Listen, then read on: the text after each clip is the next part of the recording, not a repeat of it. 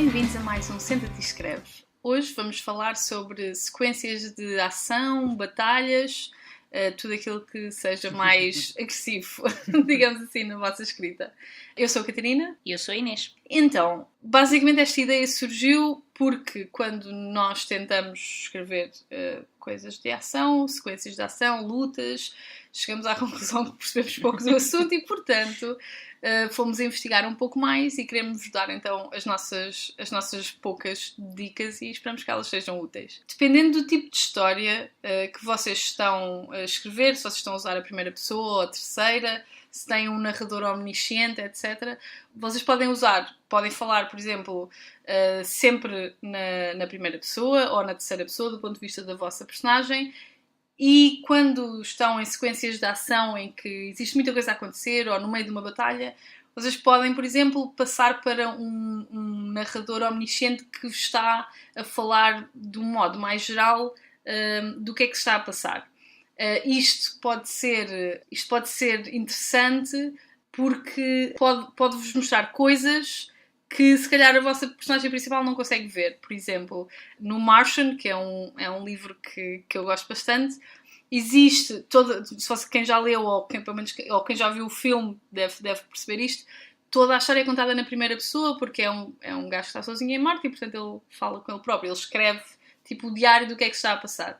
No entanto, existe um capítulo, mais ou menos a meio do livro, em que é bastante diferente do resto do livro todo, porque passamos para uma espécie de narrador omnisciente a falar na terceira pessoa, a descrever o processo de fabricação de uma peça em particular, que vai basicamente para um rocket cujo eles vão lançar para levar mantimentos para o pobre do Watney que está preso em Marte. Claro que todo aquele capítulo, que também não é muito longo, mas todo aquele capítulo e toda aquela descrição da peça e do que é que aconteceu e disto e daquilo, só serve porque assim que o rocket levanta voo, explode e, portanto, lá se vão as chances de salvar o Mark Watney e, portanto, acontecem mais outras mil e uma coisas.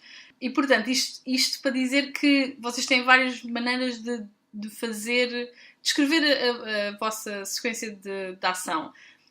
Se quiserem manter o foco na pessoa efetiva, imaginando que é uma luta mais pequena ou o que seja, ou mesmo no meio de uma batalha, o primeiro conselho sempre é usem verbos ativos, as pessoas têm que fazer coisas e mantenham o foco naquilo que ele vê ou sente, mas com particularidades, para não ser demasiado aborrecido.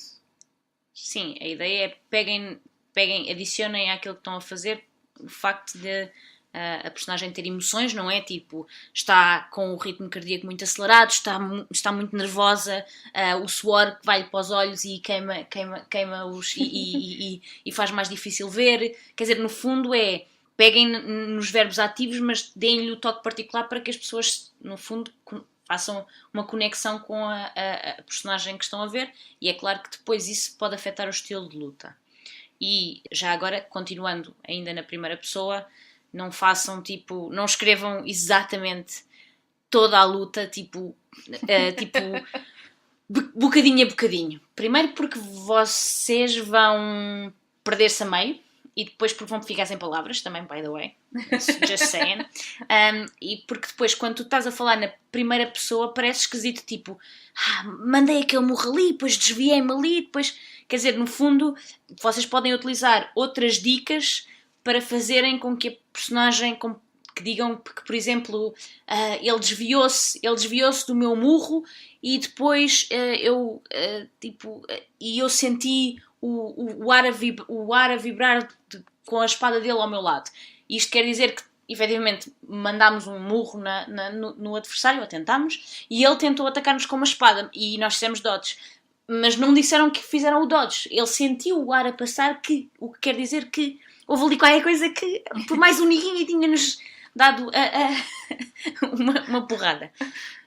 E depois, é tal coisa, podem fazer aquilo que a Catarina estava a dizer, que é fazer um bocado o narrador omnisciente, ou mesmo utilizarem outras personagens que estejam no campo de batalha, que possam também descrever parte da ação. Que é, por acaso, Sim. Por exemplo, uma coisa que às vezes o Jordan faz. Sim. E o Salvatore também.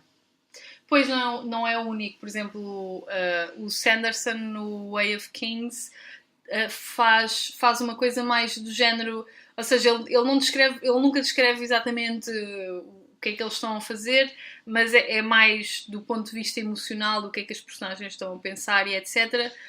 Mas também fala, quer dizer, no fundo ele descreve tipo o campo de batalha de uma forma mais geral, para tu saberes onde é que estão as pessoas e o que é que elas estão a fazer, mas normalmente não te vai a não ser em momentos muito específicos, tipo quando tipo, eles vão matar alguém super importante, coisas assim.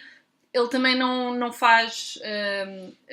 ele vai mais, digamos, ao diálogo interior, digamos assim, aquilo que está a passar dentro das personagens do que o que é que elas estão a fazer efetivamente.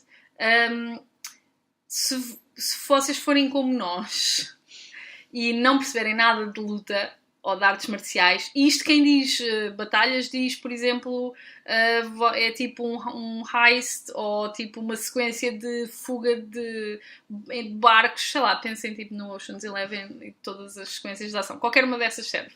Pronto. Se vocês não perceberem nada de artes marciais ou de como é que se conduz um barco ou um carro ou um caminhão ou como é que se assalta um banco, o que é que seja, pesquisem na internet, falem com pessoas que saibam, porque se calhar até conhecem alguém que percebe alguma coisa de artes marciais, e descubram só o suficiente para fazerem uma coisa que faça sentido.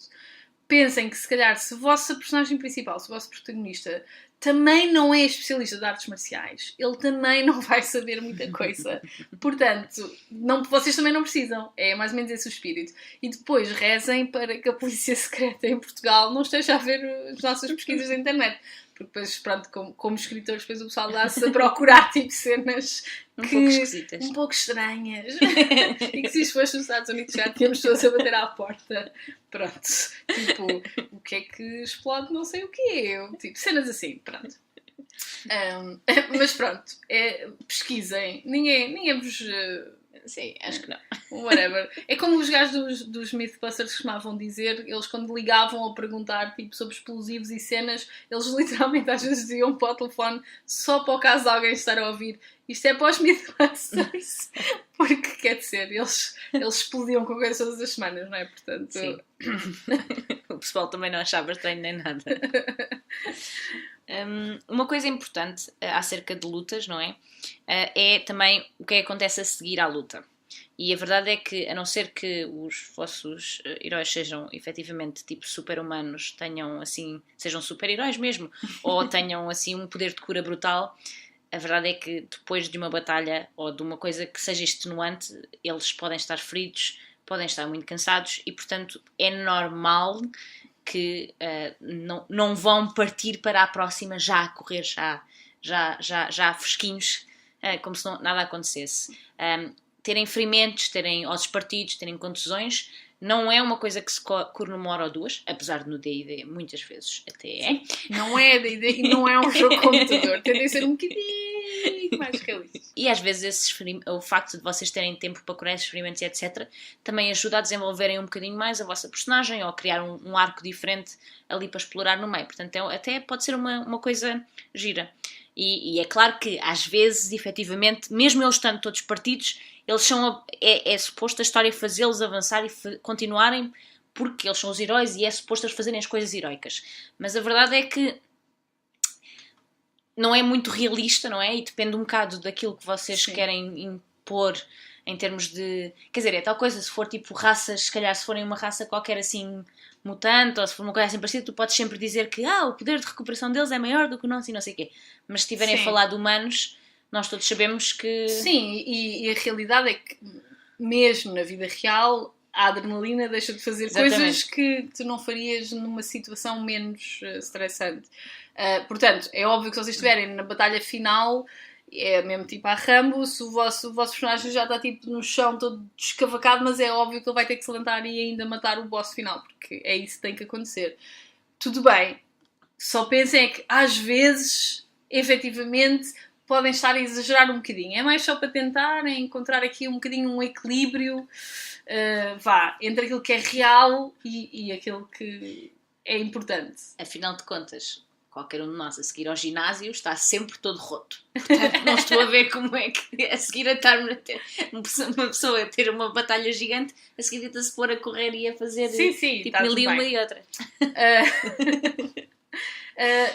Ainda por causa disto, eu também estava a ouvir uma entrevista aqui há uns tempos com um escritor de fantasia que é perito em artes marciais, que é o Wesley Chu. Ele tem um livro, eu ainda não consegui ler, que se chama, acho eu, The Lives of Tao. Pronto, ele é especialista em artes marciais, foi stuntman, portanto ele sabe daquilo que está a falar, e ele, tipo, uma das coisas que ele falava na entrevista era que, tipo, sim, aquelas cenas em que eles andam não sei quantos quilómetros de espada e Risto esquece. Aquela cria pesa. Que não vai acontecer.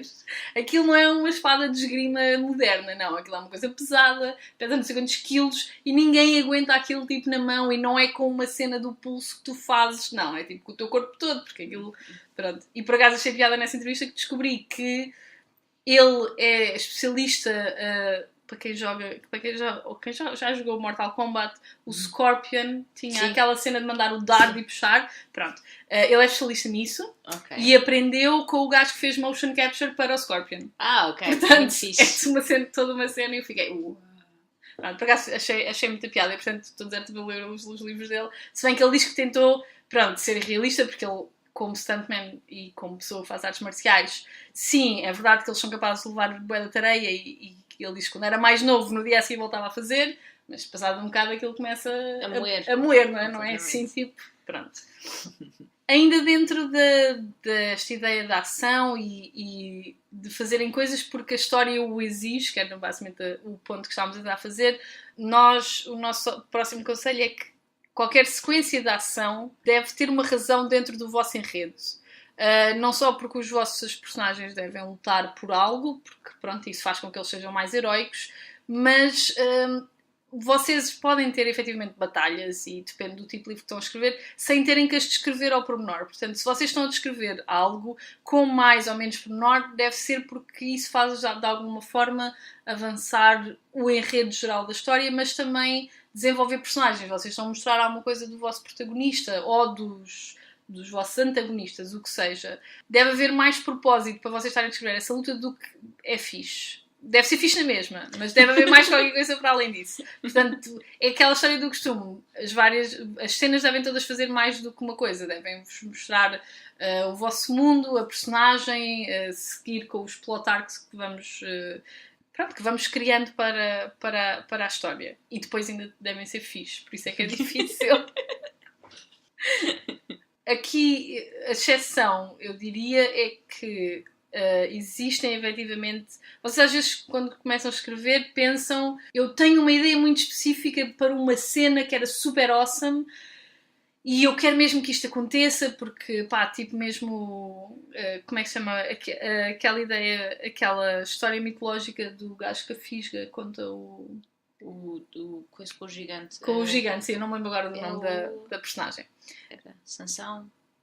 É o Sansão? Não, Sansão e Dalila, não. Chama-se outra coisa do guerra. Agora, vocês sabem o que é que nós estamos a falar. Pronto, vocês têm essa ideia, vocês querem fazer aqui, assim uma coisa. Epá, força. Façam, tipo, até pode ser só porque, literalmente porque é awesome. Pensem, é que têm que preparar a vossa história para chegarem a esse momento. Portanto, se já têm essa ideia preparada, pensem como é que vocês vão fazer que aquilo faça sentido na vossa história. Por fim, a última coisa que também é importante pensar sobre as cenas de ação é que uma luta não é uma coisa que fique bem se vocês a planearem muito, não é? Porque é suposto ser uma coisa confusa, é suposto haver uma data de coisas a acontecer ao mesmo tempo, mas ao mesmo tempo vocês não podem fazê-la tão confusa que vocês se percam e os vossos leitores se percam também.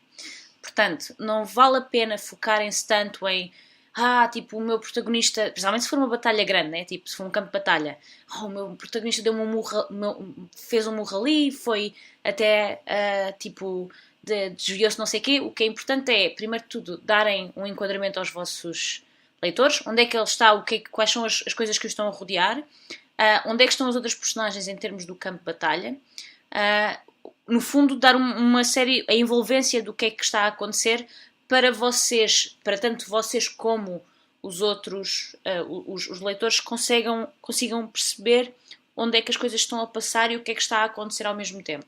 E se realmente for preciso, vocês peguem num papel, numa caneta e façam um desenho esquemático onde é que acham que as vossas personagens estão, onde é que as coisas estão a passar, e assim, ao vocês estarem mais claros sobre onde é que as coisas estão a acontecer e etc., também vão ser mais facilmente transmitir a história toda e onde é que as coisas estão a acontecer para os vossos leitores.